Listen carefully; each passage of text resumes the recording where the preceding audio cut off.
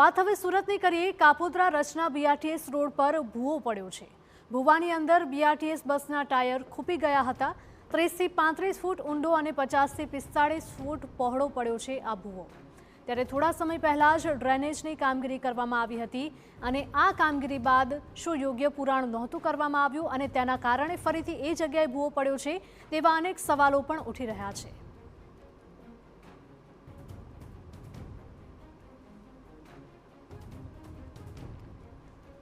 સુરતના કાપોદ્રા વિસ્તારની આ ઘટના સામે આવી રહી છે। તંત્રની કામગીરી સામે અનેક સવાલો ઊભા કરતા આ દ્રશ્યો આપ જોઈ રહ્યા છો કે જ્યાં રસ્તા ઉપર મસમોટો ભૂવો પડ્યો છે અને તેમાં બીઆરટીએસ ફસાઈ છે।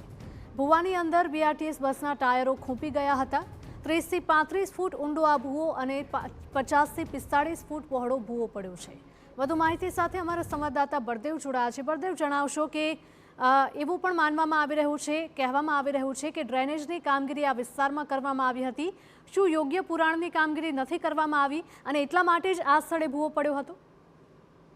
સુરતની વાત કરીએ તો સુરતનો એક પણ એવો વિસ્તાર નહીં હોય કે જ્યાં ભૂવો પડ્યો નહીં હોય, કારણ કે રોડ રસ્તા બેસી નહીં ગયો હોય।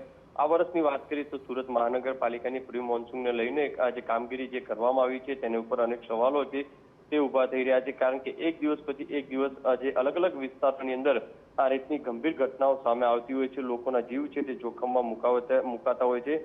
ત્યારે સુરતના વહેલી સવારે સુરતના કાપોદ્રા વિસ્તારની અંદર જે રીતે બીઆરટીએસ રૂટની અંદર જ્યારે બીઆરટીએસ બસ પસાર થઈ રહી હતી ને તે દરમિયાન અચાનક જ જે રોડ બેસી જવાના કારણે, ભૂવો પડવાના કારણે જે બીઆરટીએસ બસ હતી તેનું પાછળનું આખું જે ટાયર હતું તે અંદર બેસી ગયું હતું અને તાત્કાલિક આજુબાજુના જે લોકો દોડી આવ્યા હતા। સૌથી મહત્વની વસ્તુ એ છે કે ચાલુ બસે આ રીતની ઘટના બને કેટલી ગંભીર બાબત કહી શકાય, કારણ કે બીઆરટીએસ બસમાં લોકો જઈ રહ્યા હતા અને તે દરમિયાન જે રીતે મુસાફરો પણ આમાં મુસાફરી કરી રહ્યા હતા, જેથી તાત્કાલિક તમામ મુસાફરોને નીચે ઉતારી દેવામાં આવ્યા હતા અને આરોગ્યની ટીમ જે કહી શકાય, ડ્રેનેજ વિભાગની ટીમ છે અને સુરત મહાનગરપાલિકાના અલગ અલગ વિભાગના અધિકારીઓ ઘટના સ્થળે પહોંચ્યા છે અને હાલમાં આ જે બીઆરટીએસ બસ છે તે બહાર કાઢવા માટેની જે કામગીરી છે તે કરવામાં આવી છે।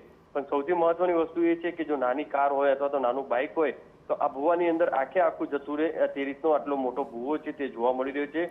સૌથી મોટી બેદરકારી મહાનગરપાલિકાના અધિકારીઓ, કારણ કે તમામ જે અધિકારીઓ છે કોન્ટ્રાક્ટરોને ભરોસે જે કામગીરી કરતા હોય છે અને કોન્ટ્રાક્ટરો છે તે પણ ક્યાંક ને ક્યાંક કટકી મારતા હોય તે રીતના દ્રશ્યો સામે આવી રહ્યા છે।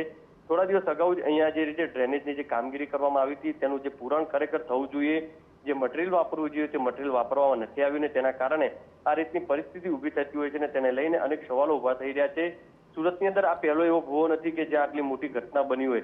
અગાઉ પણ મોટી ઘટનાઓ બની છે। ડિંડોલીની અંદર મસ્ત મોટા રોડ છે, આખા જે ધોવાઈ જવાની જે ઘટનાઓ બની છે। જી બિલકુલ, માહિતી બદલ આપનો આભાર બળદેવ।